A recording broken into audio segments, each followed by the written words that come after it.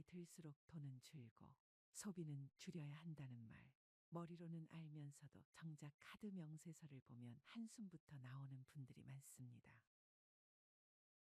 나는 그렇게까지 안 썼는데, 별거 안 했는데 왜 이렇게 빠져나갔지? 사실 노후의 가난은 돈이 없어서가 아닙니다. 무의식 중에 반복하고 있는 소비 패턴이 당신의 노후를 잠식하고 있는 겁니다. 특히 오늘 이야기할 9가지 소비는 6070세대, 즉 소비를 줄여야 할 시기에 오히려 집착하고 있는 지출 항목들입니다.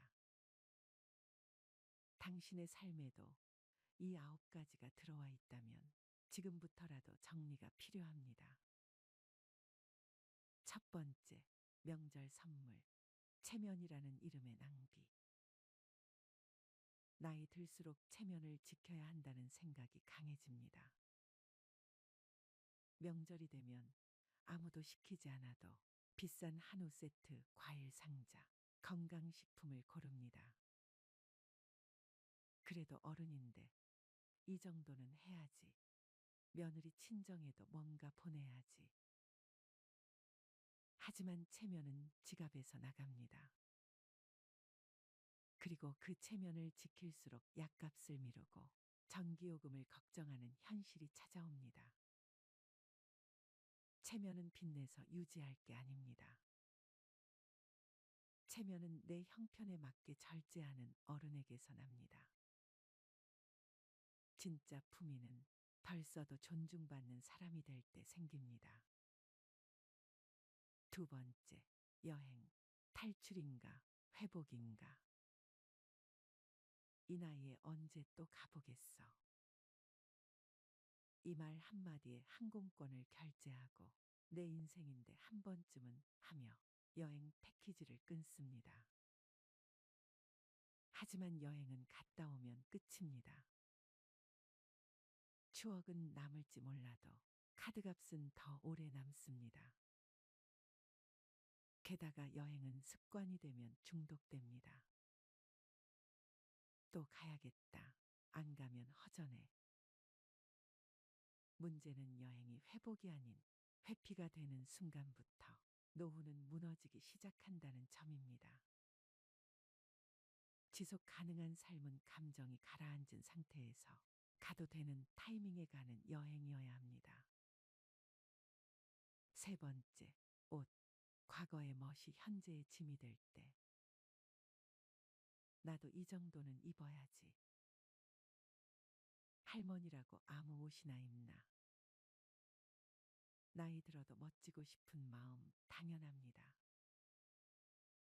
하지만 옷장이 가득 차 있고 입는 옷은 늘 똑같은데도 또 다시 신상을 고르고 있다면 그건 멋이 아니라 불안을 지우기 위한 소비일 수 있습니다. 노년의 멋은 비싼 옷이 아니라 단정함에서 시작됩니다. 꾸준히 다림질된 셔츠, 잘 맞는 슬랙스, 깔끔한 운동화. 그것이면 됩니다. 진짜 품위는 옷에서 나오는 게 아니라 자기 삶에 책임지는 태도에서 나옵니다. 네 번째, 커피. 하루 한 잔은 괜찮을까?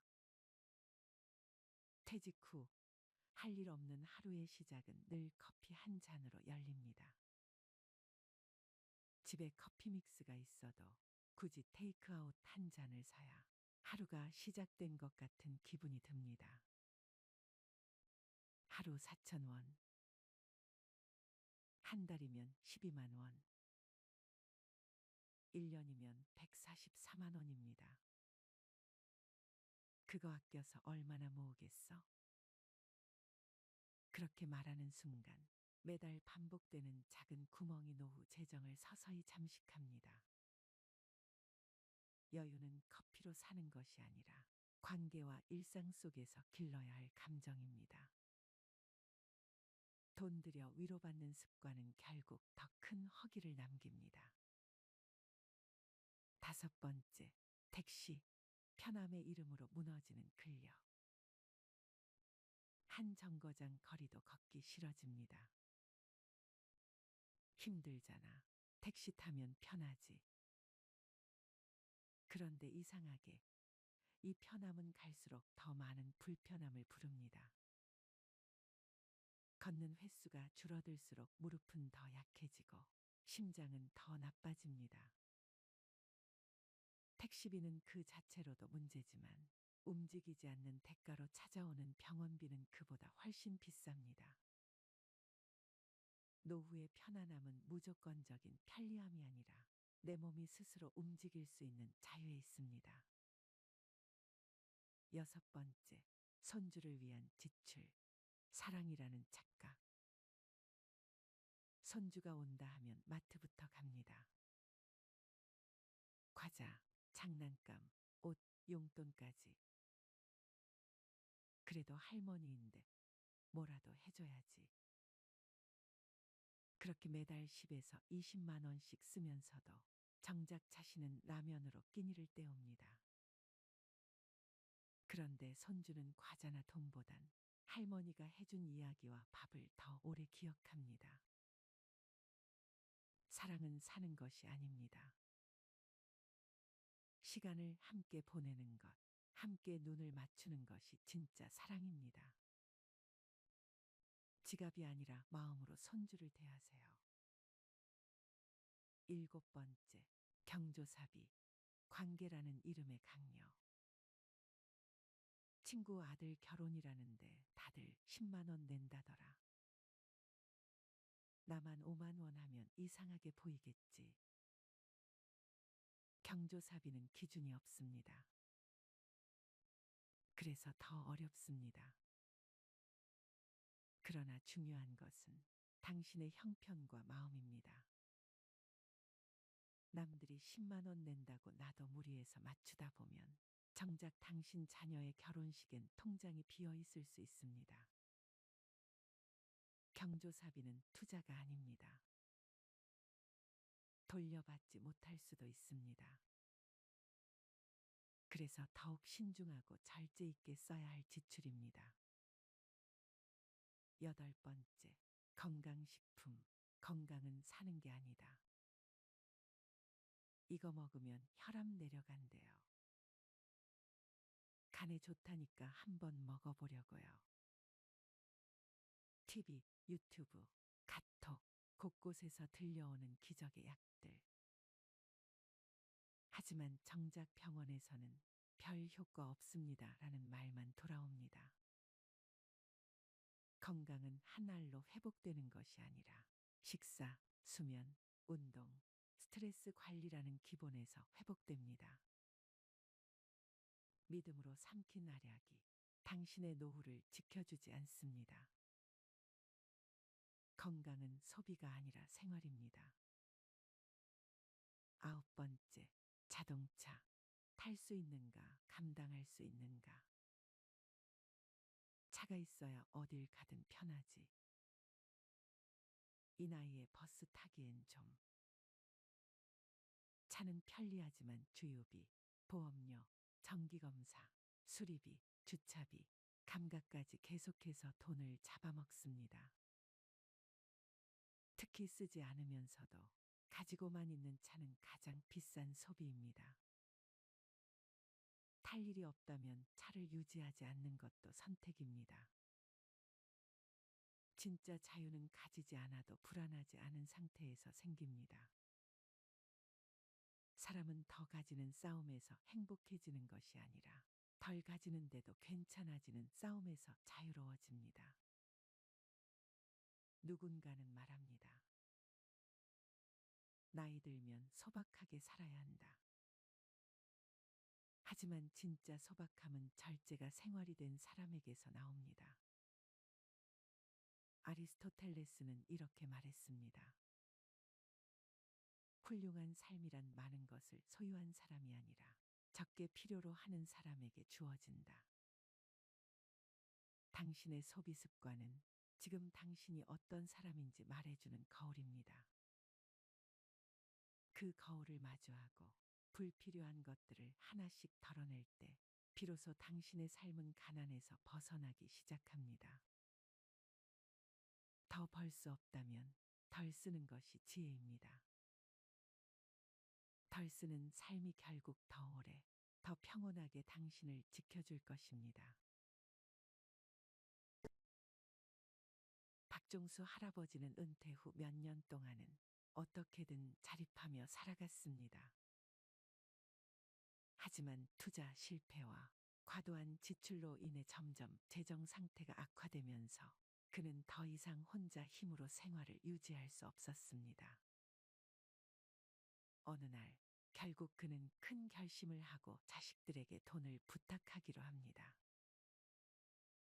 그날 오후, 종수 할아버지는 가장 큰 아들인 영수의 집을 찾아갔습니다. 평소에도 자주 오가던 집이었지만 오늘은 발걸음이 무거웠습니다. 초인종을 누르자 영수가 문을 열어주었습니다.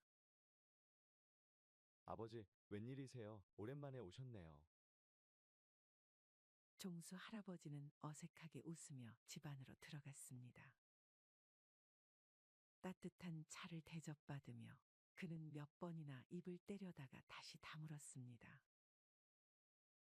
결국 마음을 굳게 먹고 조심스럽게 말을 꺼냈습니다. 영수야, 아버지가 정말 미안한데 이번 달 생활비가 부족해서 좀 도와줄 수 있겠니? 영수는 순간 당황한 듯 멈칫했습니다. 그는 이미 가정의 생계를 위해 열심히 일하고 있었고 아이들의 교육비와 각종 생활비로 부담이 컸기 때문입니다. 그러나 아버지를 외면할 수는 없었습니다. 네, 아버지, 얼마나 필요하세요?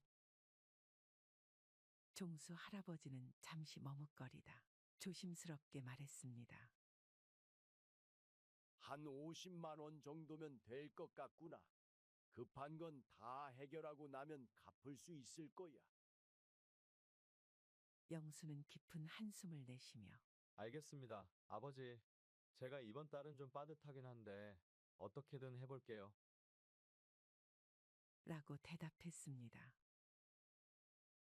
그날 밤 종수 할아버지는 집으로 돌아와 마음이 착잡했습니다. 자식에게 손을 벌린다는 것이 자존심에 큰 상처를 입혔고 자신이 얼마나 비참한 처지에 놓여 있는지를 실감했습니다. 그는 눈물로 젖은 베개를 끌어안고 잠을 이루지 못했습니다. 며칠 후 딸 영희에게도 같은 부탁을 해야만 했습니다. 그는 딸의 집에 방문하여 손녀와 함께 시간을 보내다가 어렵게 입을 열었습니다. 영희야, 아빠가 정말 미안한데 생활비가 좀 부족해서 말이다. 내가 조금 도와줄 수 있을까? 영희는 놀란 표정을 감추지 못했습니다. 아빠, 무슨 일이세요? 요즘 많이 힘드신가 봐요. 그녀는 아버지의 손을 잡고 걱정스러운 눈빛으로 물었습니다. 그래, 영희야. 아빠가 좀 어려운 상황에 놓였단다. 이번 달만 좀 도와주면 안 될까? 영희는 눈물을 참으며 물론이에요, 아빠. 제가 어떻게든 마련해 볼게요. 라고 말했습니다. 종수 할아버지는 자식들의 얼굴을 보며 더욱 마음이 무거워졌습니다. 자식들에게 짐이 된다는 사실이 그를 괴롭혔고 그는 자신이 잘못된 결정을 내렸음을 후회하며 자책했습니다. 자식들에게 손을 벌릴 때마다 그는 더욱 비참해졌고 그들에게 부담을 주는 자신의 처지가 너무도 서글펐습니다. 이렇게 박종수 할아버지는 말년에 자식들에게 돈을 부탁하며 비참한 나날을 보냈고 자식들은 그런 아버지 때문에 힘들어했습니다. 그는 자식들에게 미안함과 고마움을 동시에 느끼며 자신의 실수로 인해 가족 모두가 고통받고 있다는 사실에 깊은 후회를 했습니다. 종수 할아버지는 자식들에게 손을 벌린 이후 자신의 과거를 돌아보며 많은 후회를 하게 되었습니다. 그는 젊은 시절에 많은 잘못된 선택을 했다는 것을 깨달았습니다. 특히 몇 가지 지출은 그의 재정 상황을 악화시키는 큰 원인이었습니다. 첫째로, 종수 할아버지는 젊었을 때 친구들과의 술자리에 많은 돈을 썼습니다. 그는 술을 좋아했고 친구들과 어울리는 것을 즐겼습니다. 매주 금요일 저녁마다 그는 친구들과 함께 술집에 가서 밤늦게까지 술을 마셨습니다. 그때는 재미있고 즐거운 시간이었지만 그렇게 쓴 돈이 한 달, 한 해를 넘어가며 상당한 금액이 되었음을 나중에야 깨달았습니다. 그는 그 돈을 저축하거나 투자했다면 지금과는 다른 상황이었을 것이라고 후회했습니다. 둘째로, 종수 할아버지는 무리한 모임과 회식에 큰 돈을 썼습니다. 회사에서 중요한 자리나 회식이 있을 때마다 그는 자신이 적극적으로 나서서 계산을 하곤 했습니다. 후배들과 동료들에게 좋은 인상을 주고 싶어 했기 때문입니다. 그는 자신의 지갑을 열며 후배들에게 인심을 베푸는 것이 당연하다고 생각했지만 그로 인해 쌓인 비용은 그의 재정에 큰 부담이 되었습니다. 셋째로, 종수 할아버지는 가족 여행에 많은 돈을 썼습니다. 그는 가족들과의 추억을 만드는 것이 중요하다고 생각해 자주 여행을 떠났습니다. 해외여행도 여러 번 다녀왔고 국내에서도 좋은 숙소와 맛있는 음식을 즐기기 위해 아낌없이 돈을 썼습니다. 물론 가족들과의 추억은 소중하지만 그로 인해 재정적 여유가 사라진 것을 후회했습니다. 넷째로, 그는 고급 소비품에 많은 돈을 썼습니다. 명품 가방, 고급 시계, 최신 전자기기 등을 사면서 그는 일시적인 만족감을 느꼈지만 나중에 그것들이 자신의 삶에 얼마나 큰 영향을 미쳤는지 깨닫게 되었습니다. 특히 명품 소비는 주변 사람들에게 자신을 과시하기 위한 것이었지만 그로 인해 큰 금액이 낭비되었습니다. 마지막으로, 종수 할아버지는 자식들에게 과도한 지원을 했습니다. 자식들이 결혼할 때, 집을 장만할 때, 심지어 손자들의 교육비까지 그는 아낌없이 지원했습니다.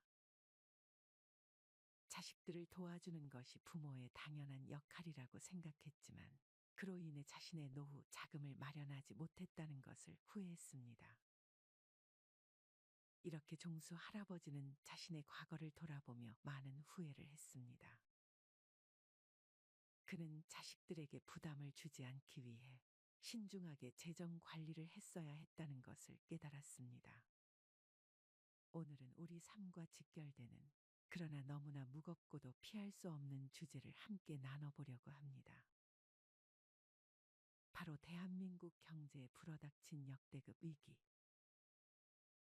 그리고 그 안에서 평범한 사람들이 어떻게 가난해지고 있는가 하는 문제입니다. 많은 분들이 이렇게 말씀하십니다. 자영업자는 장사가 안 되니 힘들겠지. 그래도 직장인은 좀 낫지 않겠나? 하지만 안타깝게도 그렇지 않습니다. 오늘 제가 말씀드릴 내용은 직장인조차 안전하지 않다는 현실입니다. 그리고 그 현실은 이미 수많은 기사와 통계, 주변의 사례를 통해 드러나고 있습니다. 먼저 숫자 하나를 짚고 넘어가야 합니다. 2025년 2분기 한국은행이 발표한 가계부채 총액은 1952조 원을 넘어섰습니다. 사상 최고치입니다. 여러분, 1952조라는 숫자는 너무 커서 피부에 와닿지 않으실 수 있습니다. 그럼 이렇게 생각해 보십시오. 우리나라에서 경제 활동을 하는 모든 사람들이 1년 동안 한 푼도 안 쓰고 번 돈을 다 모아도 이 빚을 다 갚기는 어렵습니다.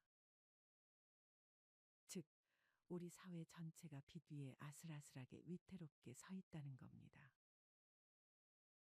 가계부채 문제는 단순히 숫자가 많다는 의미를 넘어섭니다. 문제는 이 빚이 더 이상 감당할 수 없는 수준에 이르렀다는 데 있습니다. 한국은행과 금융감독원이 발표한 통계에 따르면 은행권 신용카드 대출 연체율이 최근 20년 만에 최고치를 기록했습니다. 카드 대금을 갚지 못하는 사람들이 그만큼 많아졌다는 뜻입니다. 여러분, 카드 연체는 단순히 돈 관리를 못했다 수준의 문제가 아닙니다. 연체가 늘어난다는 건 평범한 가정들조차 현금 흐름이 막혔다는 신호입니다. 예전에는 경제적 어려움이 특정 계층의 문제였다면 이제는 직장인, 중산층, 은퇴 준비를 하던 사람들까지 동시다발적으로 무너지고 있는 겁니다. 많은 분들이 이렇게 말씀하시죠. 내가 가난하다 해도 그건 상대적일 뿐이지. 남들이 더 잘 사니까 상대적으로 가난하게 느끼는 거지. 하지만 지금 대한민국에서 벌어지고 있는 일은 상대적 빈곤이 아닙니다. 지금은 소득이 있어도 월급을 받아도 빚과 지출 때문에 생활이 무너지는 절대 빈곤의 시대입니다. 이게 바로 우리 사회가 직면한 가장 큰 문제입니다. 요즘 언론에 자주 등장하는 단어가 있습니다. 바로 푸어입니다. 푸어는 단순히 가난한 사람이 아니라 특정한 이유 때문에 가난에 빠지는 사람들을 지칭합니다. 대표적으로 네 가지가 있습니다.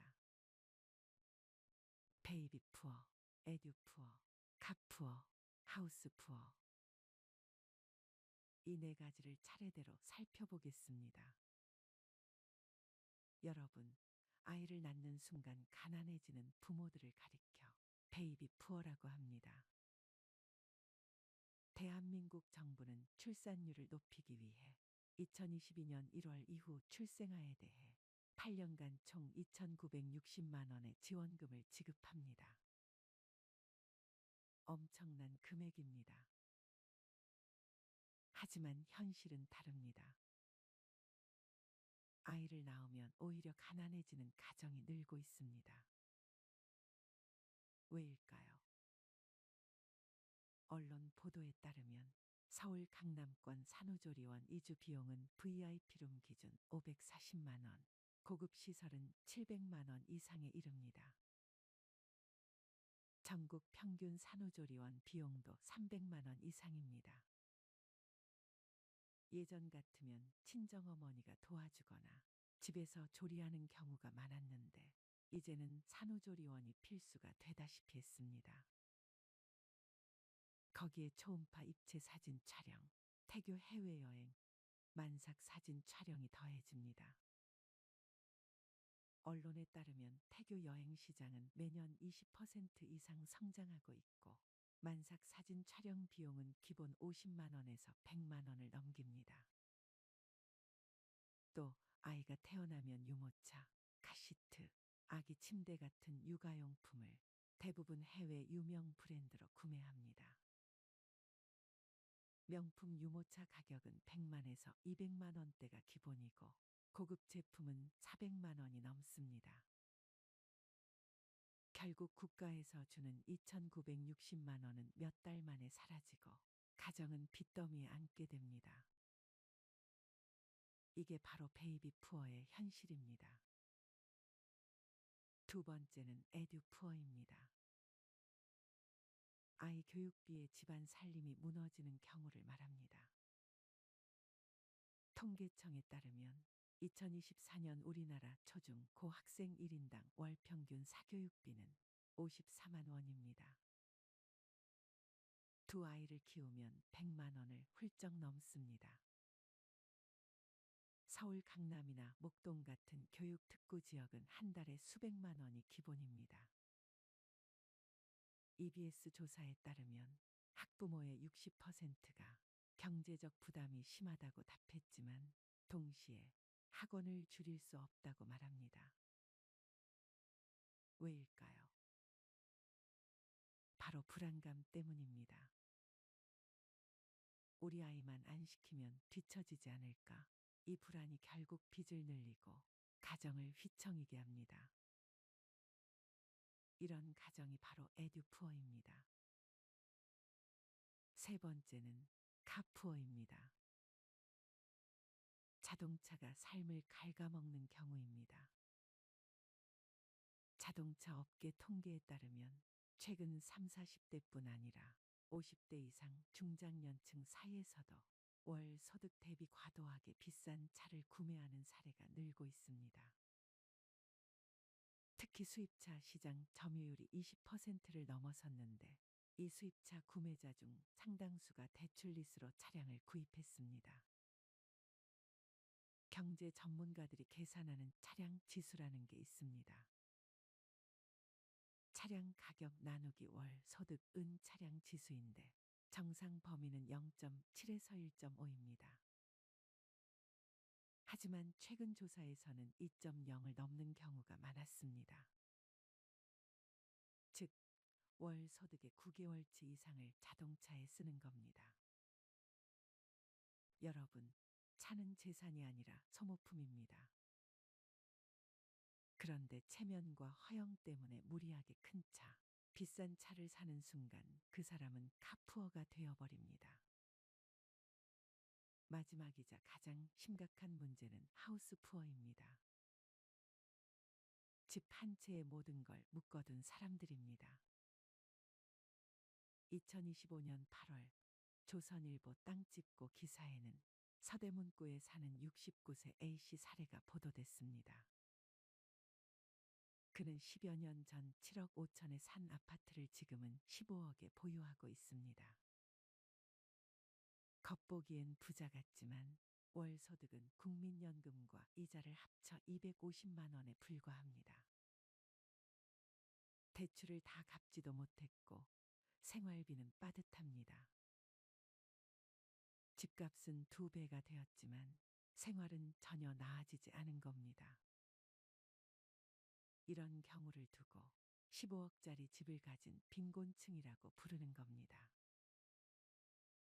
실제로 서울의 아파트 평균 가격은 14억 원, 중위 가격은 10억 6,200만 원입니다. 많은 사람들이 대출을 끼고 집을 삽니다. 그런데 이자를 계산해 보면 6억 대출만 해도 10년간 갚아야 할 이자가 2억 6,500만 원입니다. 집값이 조금 오른다고 해도 결국 손에 남는 건 거의 없습니다. 이게 바로 하우스푸어의 현실입니다. 여러분, 직장만큼은 안전하다고 생각하시나요? 하지만 그렇지 않습니다. 2025년 8월 20일자 중앙일보 기사에는 충격적인 사례가 실렸습니다. 국내 1위 해운사였던 한진해운. 이 회사에서 27년간 근무해 상무 자리까지 오른 임원이 있었습니다. 직장인이라면 누구나 부러워할 만한 성공이었죠. 하지만 회사가 불황을 견디지 못하고 파산하자 그의 인생도 함께 무너졌습니다. 임원 경력이 있으면 다른 자리도 쉽게 구할 수 있을 거라 생각했지만 현실은 달랐습니다. 스카우트 제의도 없었고 결국 그는 택배 배송 기사로 일하게 됐습니다. 여러분, 이게 남의 얘기 같습니까? 직장인으로 성공 신화를 썼던 사람조차 하루아침에 무너질 수 있다는 겁니다. 나는 자영업자도 아니고 빚도 많지 않으니 괜찮다. 나는 은퇴했으니 상관없다. 그렇지 않습니다. 우리 사회 전체의 푸어가 늘어나면 소비가 얼어붙습니다. 사람들이 지갑을 닫으면 자영업자가 무너지고 기업 매출도 줄어듭니다. 기업이 위축되면 직장인의 일자리도 위협받습니다. 결국 이 문제는 우리 모두의 문제입니다. 여러분, 이제는 구조조정이 필요합니다. 첫째, 자산 구조조정. 집, 차, 자녀 교육비에 묶여 있는 자산을 다시 점검해야 합니다. 둘째, 부채 구조조정. 무리한 대출은 줄이고 필요 없는 빚은 끊어야 합니다. 셋째, 소득 소비 구조조정. 벌이를 늘릴 수 있는 방법을 찾고 불필요한 지출은 과감히 줄여야 합니다. 경제 전문가들은 이렇게 조언합니다. 수익률 1%에 목매지 말고 원금을 10% 늘려라. 즉, 투자로 돈을 버는 것보다 중요한 건 내 소득 기반을 지키고 늘리는 것입니다. 여러분, 대한민국은 지금 베이비 푸어, 에듀 푸어, 카 푸어, 하우스 푸어가 동시에 늘어나는 시대를 살고 있습니다. 강남 아파트가 매년 몇 억씩 오른다는 말, 아이를 위해선 사교육비를 아끼면 안 된다는 말, 체면을 위해선 비싼 차를 타야 한다는 말, 이 모든 건 환상입니다. 그 환상 속에서 결국 가난해지는 건 바로 우리입니다.